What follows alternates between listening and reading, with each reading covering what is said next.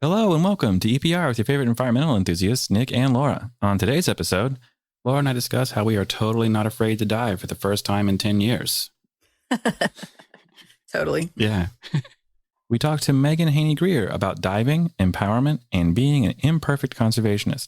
And finally, the tallest wave ever recorded reached a maximum height of 1,719 feet after an 8.3 magnitude earthquake at the Fairweather Fault that rocked Alaska's southern coast. The event caused a massive landslide at nearby Lituya Bay, which triggered a devastating tsunami. The wave itself was only 100 feet tall when it ran ashore, but because of the way the geography worked, it actually crested up high enough to snap trees 1,700 feet upslope. It sounds absolutely unbelievable, but I checked it like 8 times from 700 other sources, so it is true. That's insane. When was this? This was in like 1954. Okay. So like modern history. Yeah, they have models incredible. for it and everything. You can look up how it happened. It's crazy. It's just an entire sheet of like land fell into the water and it just shot out the other side. So yeah, I don't know. It's amazing. Yeah. How about that? So hit that music.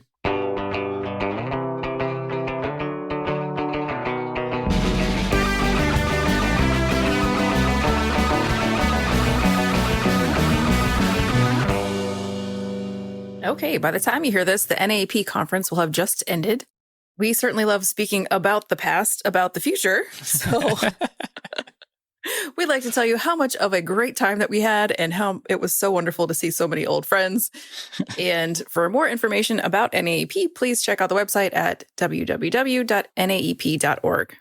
We appreciate all of our sponsors, and they are what keep the show going. If you'd like to sponsor the show, please head over to environmentalprofessionalsradio.com and check out the sponsor form for details. Let's get to our segment. So this will be in the past. Yeah. But a week from now, we're going diving. Right. So. And I'm not nervous. I haven't done it in 10 years. I'm not nervous. You're nervous. I haven't done it in that long either. At least 10 years. I think it's actually longer, I'm afraid. Nervous. Yeah. I'm sure it'll be great. Do I look nervous? No, definitely not. You don't sound nervous either. We're going diving. You're going diving. But yeah, it's like we were just talking about it a minute ago, and I don't even remember the terms. So yeah. Yeah. BC. What's the name of my the floating thing? Squishy floaty thing? Yeah, the floaty thing you put on. Yeah, I know it now because Laura remembered. That's so I'll be fine, right? As long as Laura remembers half the lingo and I remember none of it, we'll be good. Right. Yeah, something about the bends is a thing that I don't remember. There's like a chart where you're like, I'm a K. I remember that. Yeah, you got to fill out the chart. You got to fill out your dive log. And okay. know how deep you're going for how long. Right. So maybe it's best that we're going with the super instructors, not just regular. Oh, no, 100%. Yeah. Oh, yeah. It has been a while. So you mentioned things that you, even before when you were more frequently diving, that you're afraid of. Yeah. Oh, yeah. Well, like open water is terrifying to me. Like it's just, I don't like not being able to know I'm going to die. Like I need to see it. I need, whatever it is, I have to see it coming at me. I don't care if it's however I go, if it's a shark or if I just need to see it. That's my only requirement for death. I always say that whenever I talk about how I could die, then that means I can't die that way because I thought of it. That's the rationale in my brain, So that's why you're always talking about this. Yeah, because I don't want to, like get hit in the head with the coconut or something. That would be a really embarrassing way to die. So I just, how did this get so dark so quick? I don't know how. I don't know. You always get dark real quick. It should be me, the one who's doing that, but it's you. It's like we're twins or something. But I don't know. Like you don't have any fears. You have no worries about like, you're just like, oh, I love being out, not being able to see more than 10 feet. No, you know what I have fears of? Shallow water diving in waves. When I was in Hawaii and we were just snorkeling, the fear of like being slammed into the rocks or even touching like fire coral or something. Yeah. That scares me. Yeah, of course. I don't know. I've done some deep water diving and the open blackness, I think that's really cool. No. Now, however, the free diving that our guest Mehgan does, I can't that in my mind seems very like holy. Like I think it's not really the open space around me, it's the abyss below you. Yeah. It's more scary. Yeah. And you have to, I don't, there are people that dive and they use the bubbles going up as a way for them to determine which direction is up. And to me, that's the scariest thing. I can't even fathom that. Like, it's like, okay, let me turn my flashlight on. Okay, they're going that way. Okay, up is there. No, thank you. I am not here for that. So I'm trying to think. I feel like I have been scared while diving before, and I don't really remember the circumstances. It was probably a good thing, or I wouldn't do it again, you know? Yeah. Well, I mean, the training is pretty intense, you know? Like, I think like the wildest thing, like when you're doing the training, is they're like, okay, well, we're going to rip your mask off your face now. Yeah. And you have to be able to not panic when that happens. And it's for good reason, right? If you're diving in fresh water, for example, and you're in mangrove, they can just grab your mask and take it right off. And you got to be able to be like, well, now I can't see. Great. Awesome. But not panic. That's the number one thing, is don't panic, you know? Yeah. So I panicked one time, but I wasn't in the water yet. So when I was doing the checkout dive for my particular dive certification, we went to this sinkhole, literally just a 200-foot black, dark, dirty, hot sinkhole in Florida. It was disgusting. Yeah, it sounds awful. Yeah. But, you know, after that, you're a diver. Yeah. The dive is meeting at a picnic shelter, putting on your gear, jumping off a dock, and then finding your way to a floating dock in the water, and then sitting there for 10 minutes while you practice the whole take your mask off and all that stuff. Yeah. So all you can see is chunks of things floating in front of your face. It's really disgusting. But the part where I panicked was, so this is Florida. Mm-hmm. And one of the reasons I don't mind living in Syracuse is we do not have cockroaches here. So the gear had been on the ground. I put the gear on, and then there were 2 cockroaches on me. Oh, so I jumped in the water. Yeah. With my weight belt on and no BC. Oh, yeah, that's not good. Or air or anything. Or anything. Just a weight belt. 200-foot dark abyss. And I literally grabbed this was a miraculous moment. I grabbed the side of the dock with one hand. What? In an instant. What? I caught myself.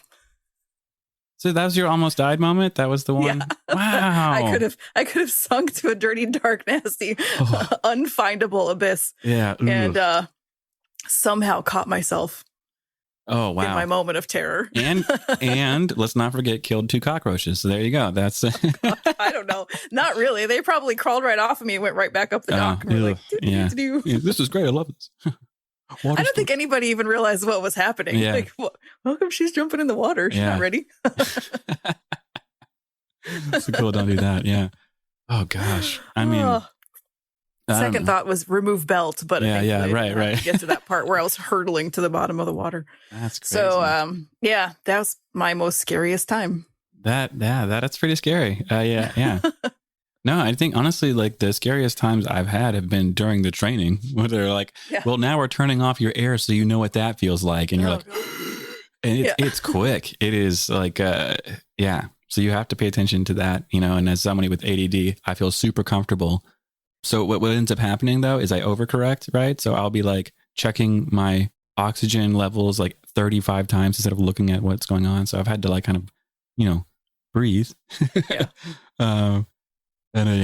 So it's a weird, very cool moment underwater though. It was like, if you say manta having rays. A gang of barracuda staring at you. Yeah, and then going, do I have anything silver on? I know. Like checking my earrings. Like, let me take these off real quick. Yeah. And then there go your fingers. Yeah. Is there anything on me that they would like to chew on? I know it. It's a wild experience. For me, diving, like looking up always is the most fascinating thing in the world. You're down 60 to 100 feet or whatever, and you look up and you're like, that's the surface, and it is there. It is so far away.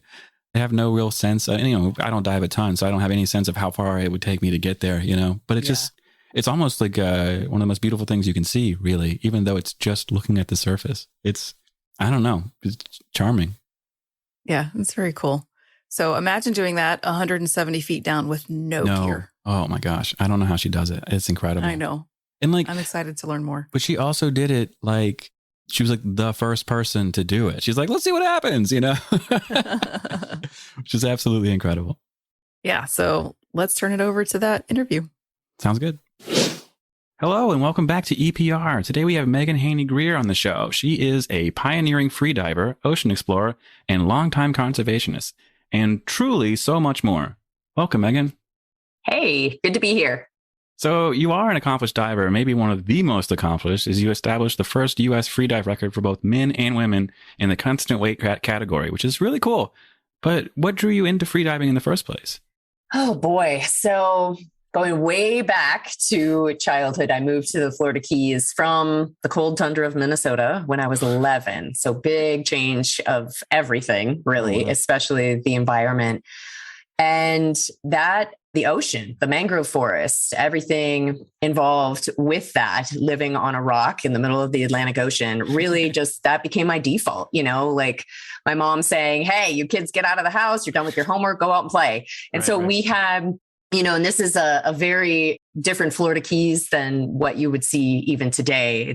It's changed so much, the landscape. And you hear that a lot, right? Like when you grow up somewhere, It's like you're stretching way back and things just change. There's a lot more of us now, people in general. And so it was back then we had the run of the island so much to ourselves. And my mom would just, turn us loose. And I started spending all of my free time exploring the flats and then snorkeling and swimming. And we were a family that also spent our free time out on the water on the sailboat. And I started just exploring the reefs then at that point. And from there, it progressed. Once I graduated from high school, I had all the time. I took some time off and was modeling up in Miami Beach and things like that. But no matter where I've been around this world, I've always kept one fin in the Keys. That is my home. That is my home reef.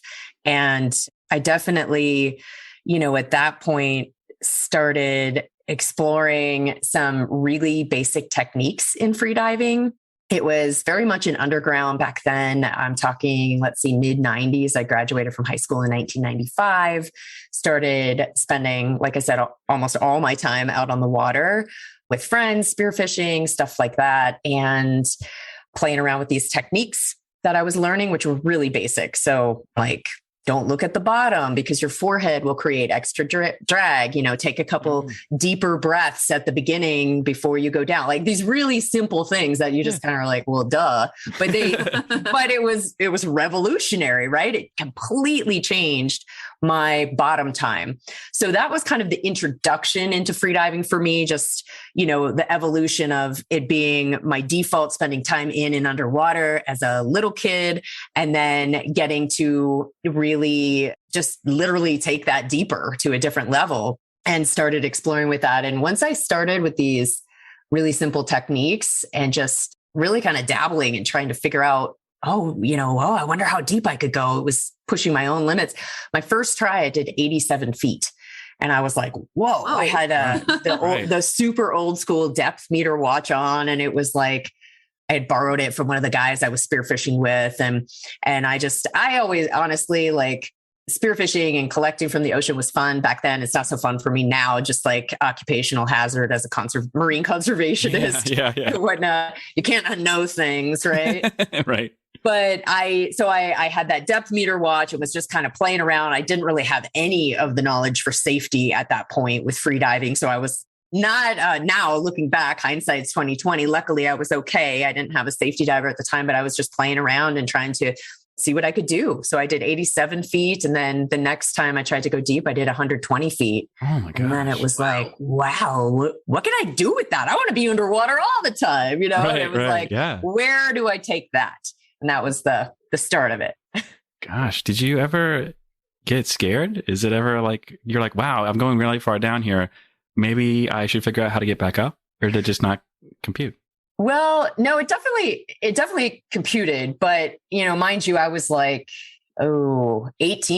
at the time. So I was like, well, come on, so I'm down there that very first dive when I did 87 feet and I had that old school watch. I was going down and I'm like, oh, okay. I could feel the water going through my hair and I'm going fast, and then faster. And I'm like, wow, it was such a wild sensation. I had never experienced that underwater before because I could always get pretty good bottom time. And I was always a first pick on the lobster boats because I could always get the lobster and stay down, and all that stuff.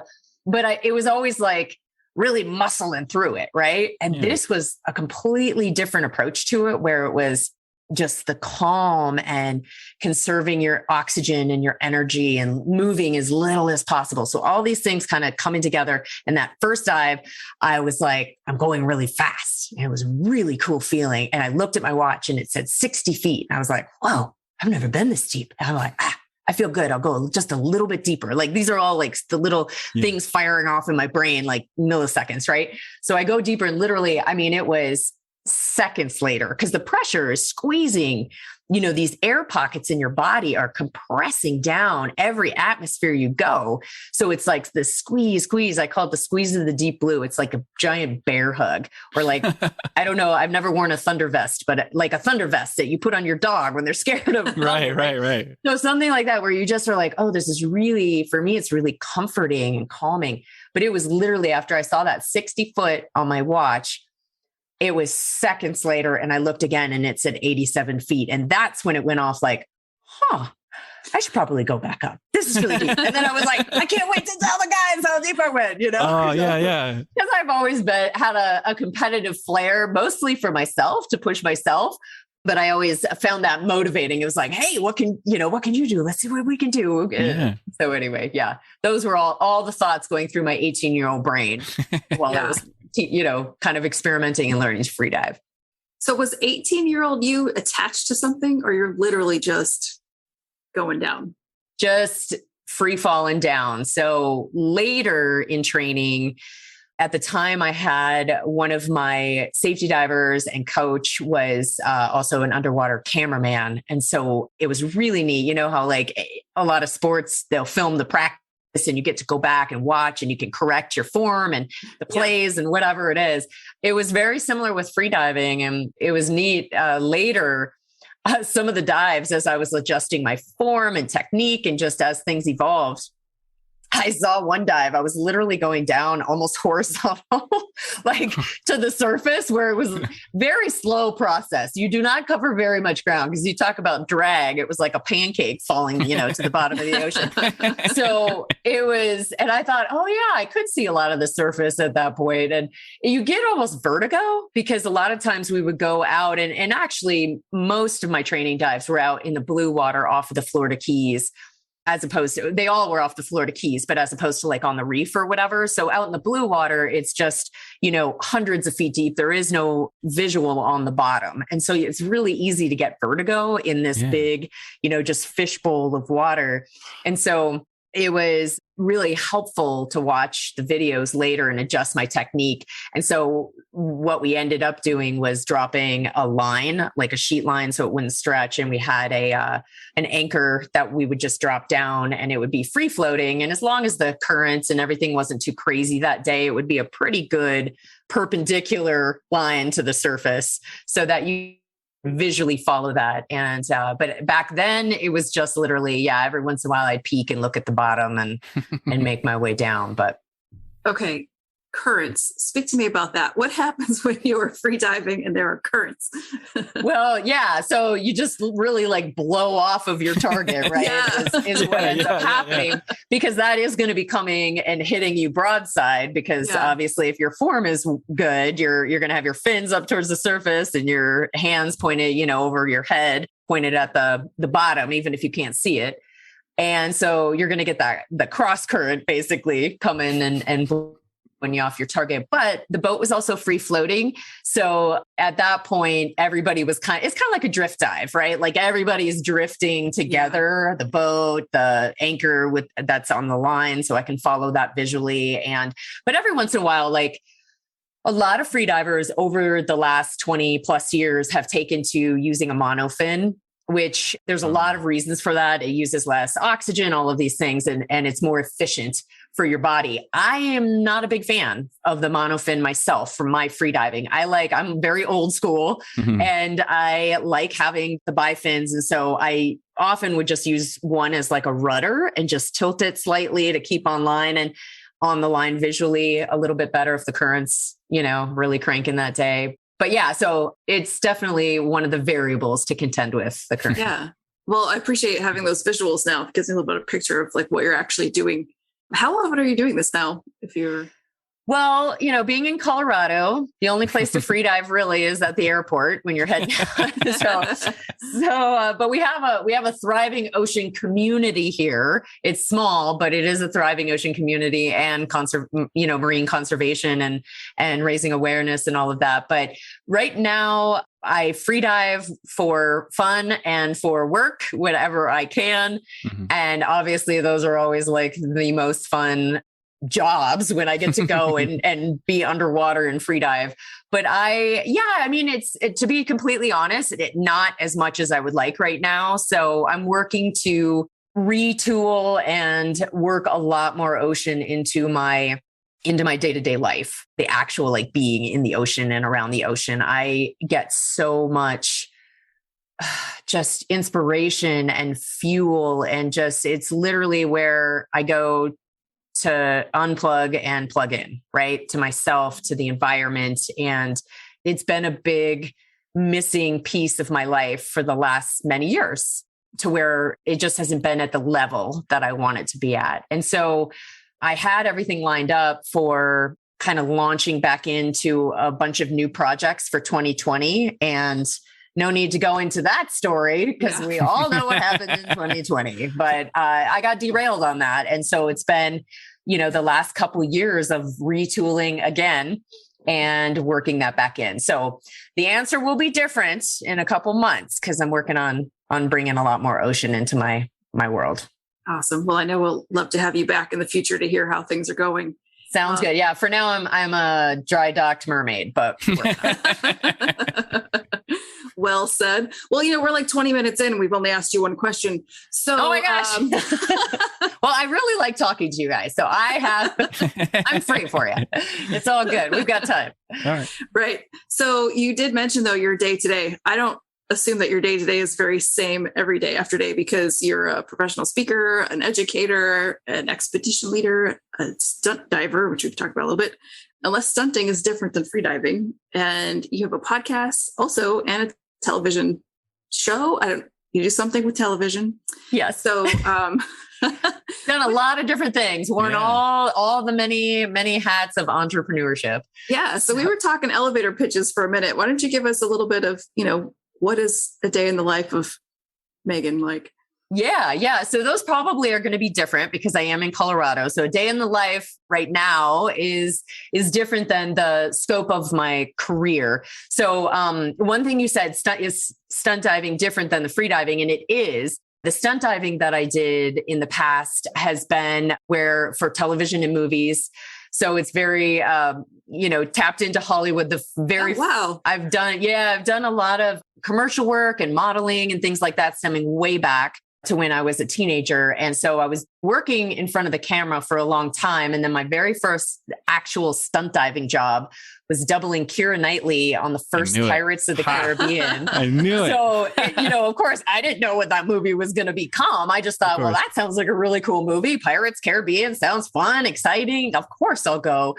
And so anyway, that was what kicked that off. And I've doubled a lot of leading ladies and did the underwater freediving and scuba work and a lot of shark work, which has been really exciting.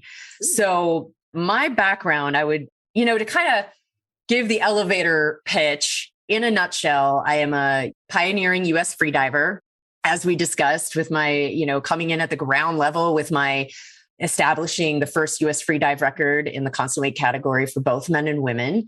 And I'm also an ocean explorer and, work in marine conservation with outreach and education.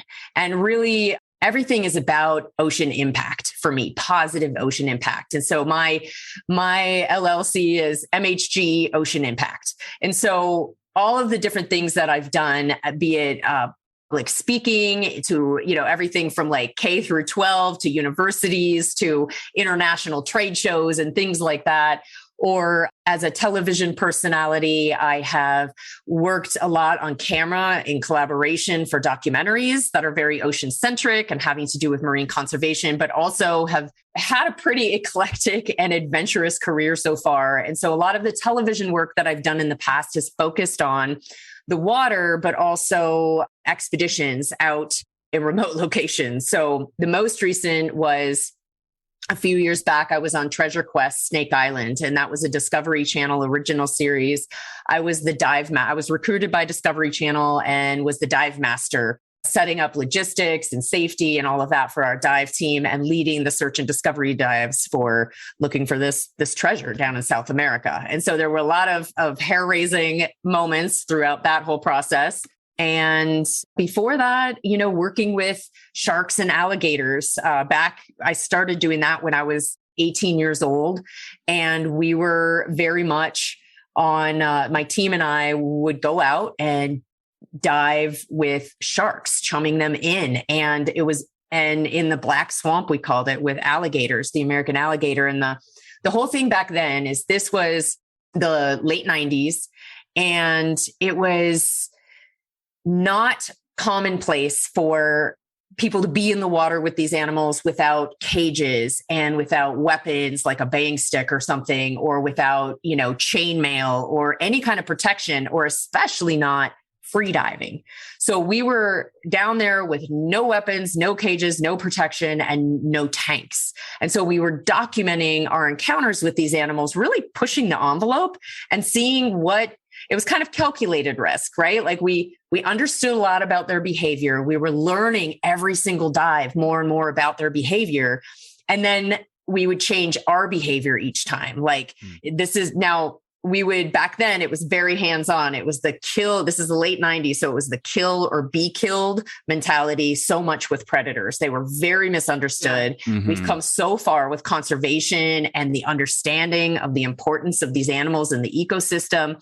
And it's not as commonplace now for people to take the approach of like, oh, well, we saw a shark and we had to kill it or we couldn't get in the water, and so at the time though, we were trying to dispel these myths. I'm down there in my bathing suit, we're, hand feeding hammerheads and tiger sharks and hanging onto the dorsal fin for a ride. Now, I do not condone that anymore. This is very, outdated vehicle for conservation messaging. Everybody's got a GoPro and an iPhone and everything that can go underwater. So we know so much more about these animals now. But back then it was like, do you really, the approach was, do you really need to kill it? Because I'm down here, in my bathing suit, and like, it didn't have any interest in me and I had no weapons or anything like that. And so that was like not an elevator speech, by the way, because that was a very long journey I just took you on. So I need to work on that, I guess, for my elevator speech. But what I will say is that circling back around, I have had this very eclectic career that is threaded together with water and with conservation. So the importance of that animal work throughout the course of my career is that I really started to not only understand that just about everything we thought about these animals was wrong, but also I was getting this front row seat to the changes taking place underwater, right? Like our human impact, like really starting to be present underwater with climate change and ocean acidification and the coral bleaching, and starting to see the beginnings of the place we are at now with plastic pollution and all of these things. I was getting this front row seat to it. So meanwhile, we took all this footage from the animal encounters and we did a series on Animal Planet called Extreme Contact. And we were doing all these different television things, and I was honing my skills, speaking on camera and speaking to schools and out in the public, and developing conservation messaging throughout these years. And later I decided to really round out my understanding of that science and the human impact and how all of that comes together in this interface in the ocean where we're impacting each other, right? Like not a day goes by, whether you're in the middle of the country, like I am right now in Colorado, or right on the coast, that there's not a day that goes by that we are not all impacted by the ocean. and that we have an impact on the ocean. So I decided to round out my understanding of all of that by going back to school. And that's how I landed out here in Colorado from the Florida Keys, is I came out here to go to CU Boulder, and I earned my degree in ecology and evolutionary biology and a second major in anthropology, which was a really interesting combination, especially bringing together, our humanness and our background and how we got to be where we are with all of this science and the understanding of how these systems work independently, and then how all of this comes together. So now a day in the life of me is my constant journey of getting back to the ocean. And I've been doing a lot of different things. I actually recently started taking my role as a storyteller to a new level. And I've been working a lot in social media and with some political clients and things like that, of bringing the stories together for conservation, for getting the messaging out there, like bridging kind of the gap that we often see between some of the scientific community and the general public, and making this digestible and bite-sized to where I can actually understand, the general public can understand why it's important, why I should care, and the impact of what I can actually do about it then. So to that note, I started a web series over the pandemic, which I did one season of it. And as soon as I find the opening to hop back on it, I'm going to be doing more. But it's called The Imperfect Conservationist. And I very much consider myself an imperfect conservationist. I think we all should. All of us who care are, and it's okay to be the imperfect conservationist.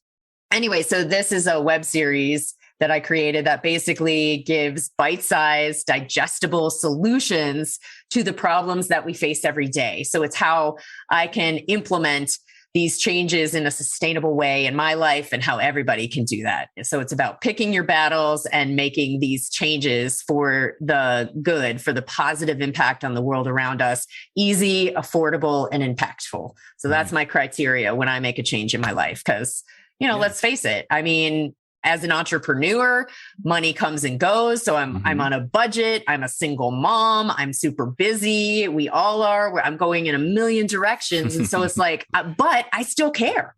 What can I do? How can I do it? And I saw this kind of opening where, whether it's a documentary or a speaker or whatever it is having to do with the environment, I think at the end of it, you've got everybody's hearts cracked open, minds eager to learn, and what can I do? And that's always the first question I hear at public speaking stuff, venues where, whether it's myself speaking or somebody else, that is, the audience is just on pins and needles of what can I do?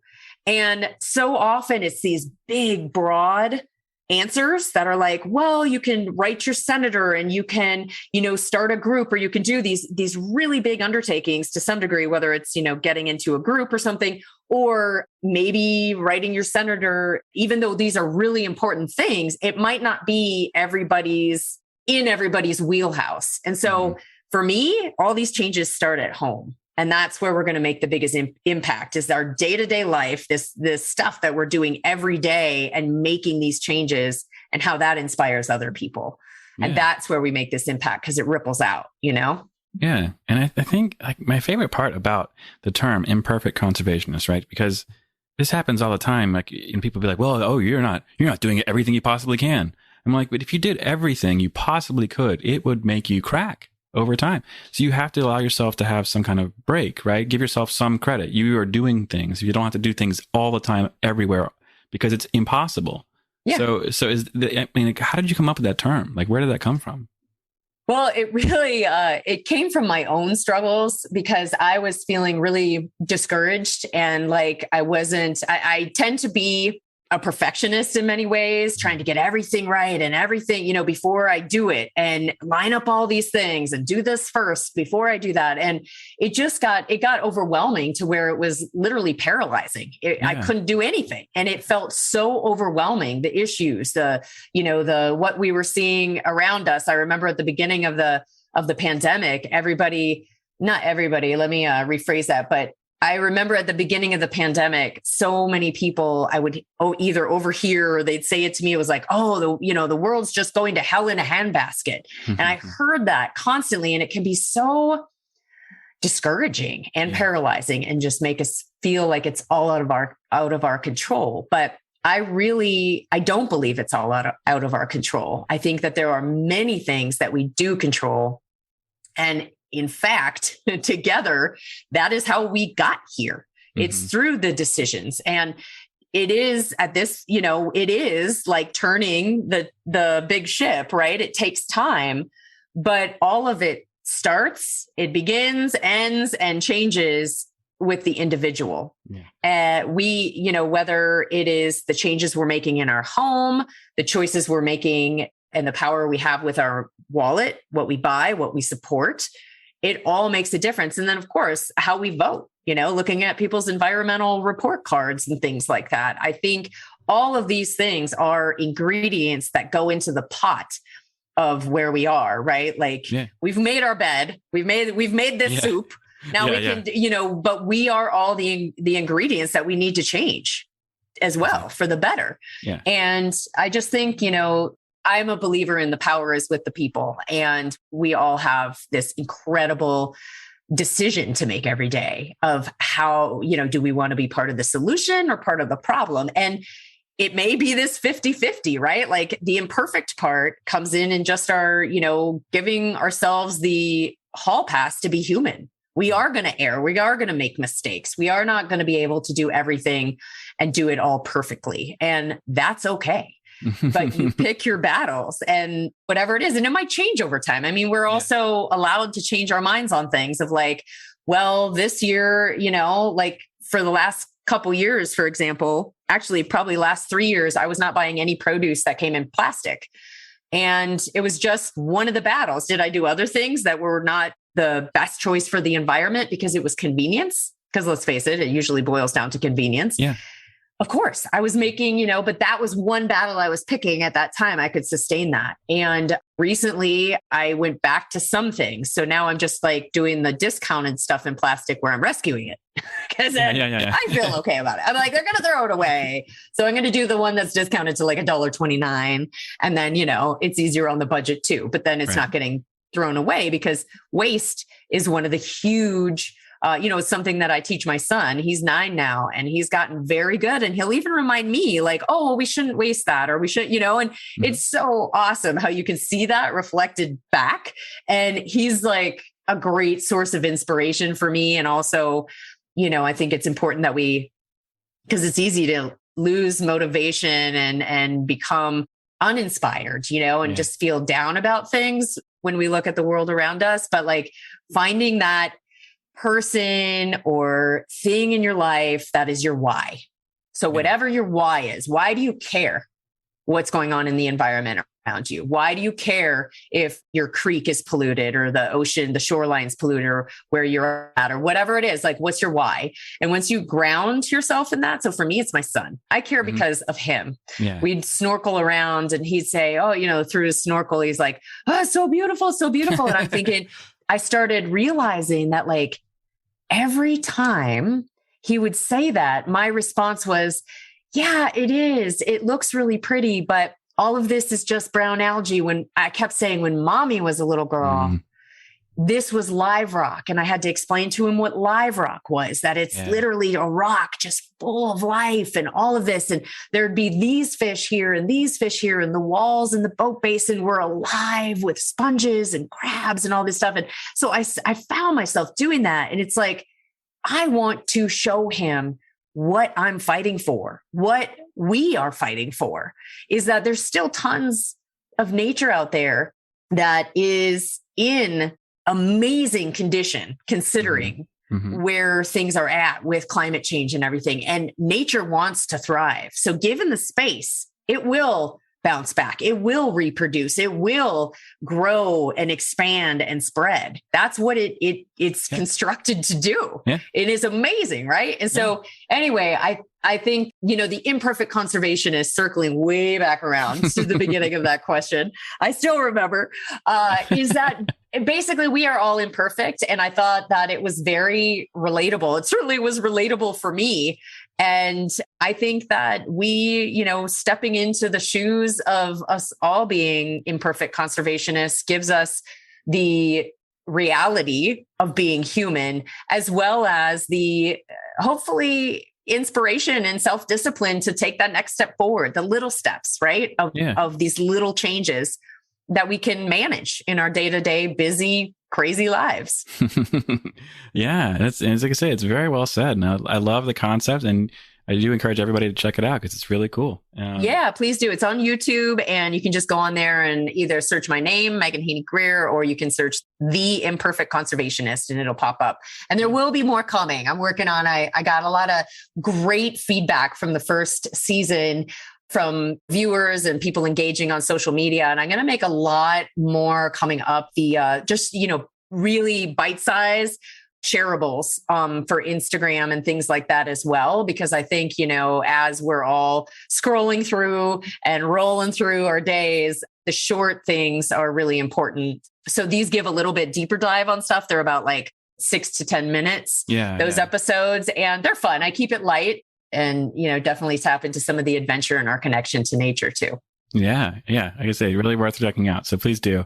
But, I want to switch gears with you a little bit because I think it's fair to say you're also very much a champion for women's empowerment. And I want to hear a little bit more about what the kinds of things that you've been involved in and that you're involved in now on that front too.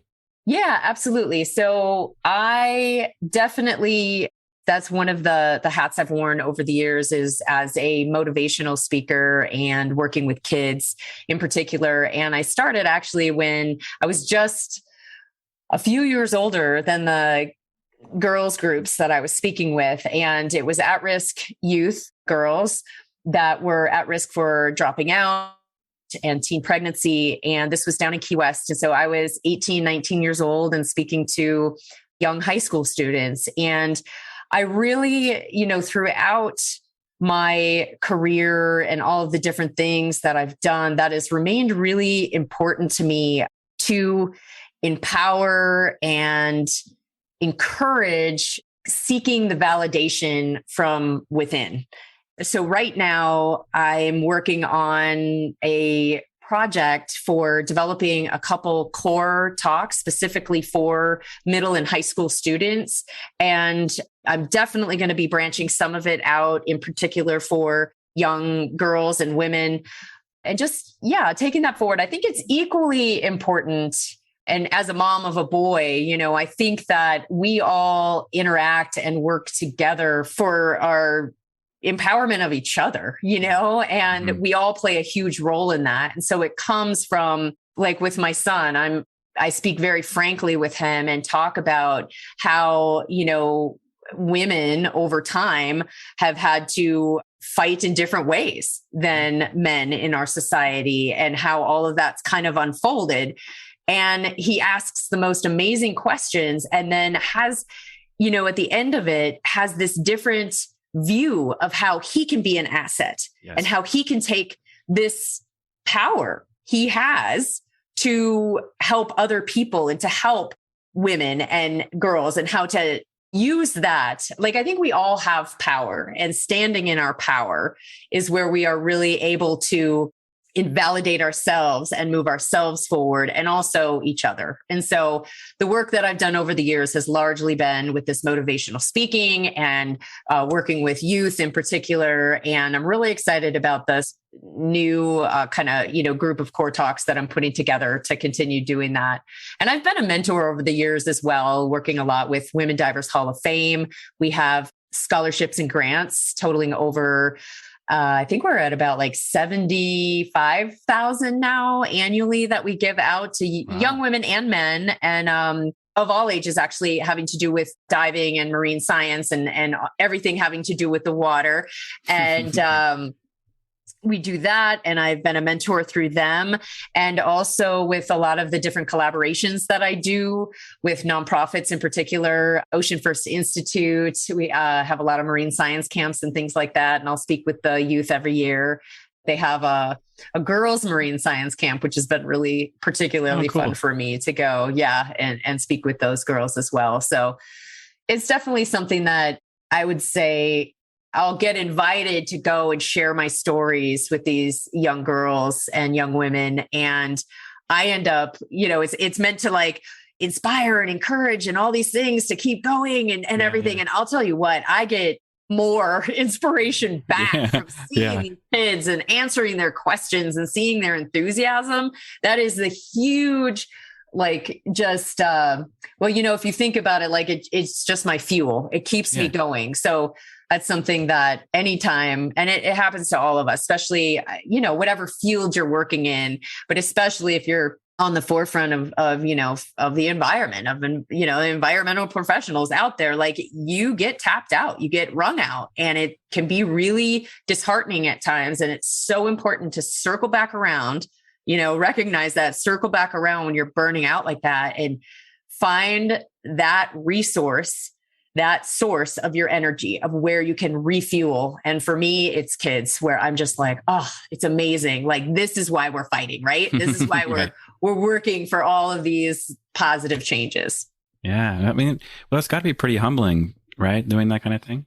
Absolutely. It's 100. Kids are so humbling. That's the thing. It's like, I always say, being a mom is my most adventurous, extreme, and just educational and utterly humbling experience ever. And I think that anytime you work with kids, parenting is like its own thing. But then anytime you work with kids, that is my experience for sure. It's incredibly humbling, to say the least. Yeah. Like I say, I really do appreciate that. And it's really cool that you get to do that. And thank you for doing it, seriously. But we also love asking our guests what their secret hobbies are. And you have a pretty great one, I think. So forgive my dad joke here, but you like to dive into DIY projects in your free time? Yes. Dad joke, forgive it. It's okay. Yeah. Excuse me. So it's cool. But what's your favorite part of that process? Well, so for me, I call it my DIY therapy. It's where it's so like cathartic. I just, I can zone out and just really get into a project. And then the result is that the environment around me is better than it was. At least that's the goal, right? So as long as my project was successful, which they usually are at this point, because I've been doing the DIY for a long, long time. Yeah. But the favorite part of the whole process for me is extracting the materials from the environment around me. So what I mean by that is I call it urban treasure hunting. And I love hitting thrift stores. And, I really look at it as one of the most important parts of the recycle triangle, right? Like, I'm not recycling it, or in some ways I'm recycling it, but more so reusing it or repurposing. Yeah. And so I will hit, we have this amazing out here in Boulder County. It's a very advanced and progressive recycling. We have this place. So we have EcoCycle. This is a nonprofit here. So we have EcoCycle, and we have this place called CHARM, and it's an acronym for Center for Hard to, I'll probably butcher this, but Center for Hard to Recycle Materials. Is that spelled charm? I think so. Anyway, whoever's out there counting. But yeah, so it's CHARM. And so we have this great place. But one of the things that they do there is they have this, at EcoCycle, they have this place that's called Resource, and you can donate unused or partially used or repurposing, things for repurposing for construction and building materials and all of this stuff. So I will hit that. It's literally like treasure hunting. Anytime I'm going that direction, I'll stop in, because you just never know what you're going to find, And I've also been known to do some dumpster diving. So this is actually, which I have no shame in this whatsoever. I think it is, people throw out the craziest, most usable stuff. Yeah. And a lot of times I'll rescue things from the dumpster or alongside the dumpster or the side of the road. And then I'll either put it on the free list or I'll sell it and donate the money, like I got my puppy from a place called Res Dog Rescue, and they're always needing donations. And so I'll donate, this stuff I commandeer from people just throwing it out. I will take it and I'll donate back to charity and give it new life for people's projects or use it myself. And so one of the coolest projects that I did when I was, when we were kind of stuck home and wondering when in the very beginning of the pandemic, it was like, oh, I'm sure this will just last, a month, maybe a month max. Right. So I was like, well, since everything's screeching to a halt, I'm going to finish my garage into my she shed. And so I was getting off of the free list and whatever. And from, leaning up against dumpsters and stuff, all these old cedar fence panels, because a lot of people started doing, home projects and whatever. And fencing was a big one that I noticed out here. And so I disassembled all the fence panels, these 6x6 or whatever foot panels, and repurposed all of that cedar planking to do kind of like a shiplap look. So I insulated my garage, and then I did all this rough cedar planking horizontally in my garage. And it's awesome. And it was it was all free. All I bought was the little screws, Oh, wow. Screws. Yeah. So, that's really cool. I mean, free. It is. I'm putting a lot of time into this, but I consider that my therapy. So there you go. It's it is a really fun hobby. I should say. Well, maybe it's also a habit. Yeah, I am slightly addicted to the urban treasure hunting at this point. That's pretty cool. That's pretty cool. Awesome. I know. I want to hear more. I want to talk more, but we are running out of time. Is there anything else that you'd like to share with us today before we go? Well, I will say that I love to connect with people. I very much love to hear stories about adventures and conservation, trial and error things. So your successes, what's worked for you, what hasn't, what you're working into your life that has been sustainable for you for conservation changes, and just all kind of those life hacks, right? I love sharing that stuff with people and hearing from people as well. So please connect with me on social media or my website. You can just find me. My handle is Mehgan Heaney-Grier, which can be hard to spell, but if you start out with MEH, you'll find me for sure. And also, if you forget that and you just want to type in freediver.com, you can hit my website, and I have all my socials in the contact on there as well. So I love connecting with people. And for anybody out there that's listening, I am always available and interested in hearing about blue-minded, ocean-centric projects and aligning with nonprofits and individuals or companies that are working on projects like that, whether it be in storytelling or just, different conservation collaborations. It's something that I'm always excited to hear about the next project and keep a space open in my schedule always to work on that type of stuff. So please reach out. Well, that's awesome. Love that you're ready to share with people and invite them to connect with you. Thank you so much for joining us today. This has been a blast, and I can't wait to talk to you some more. Likewise. Thank you so much for having me on. And that's our show. Thank you, Mehgan, so much for joining us today. We had such a great conversation with you. You're such a good storyteller. It was really fun to get to know you a little bit. As always, please be sure to check us out each and every Friday. Don't forget to subscribe, rate, and review. See you, everybody. Bye.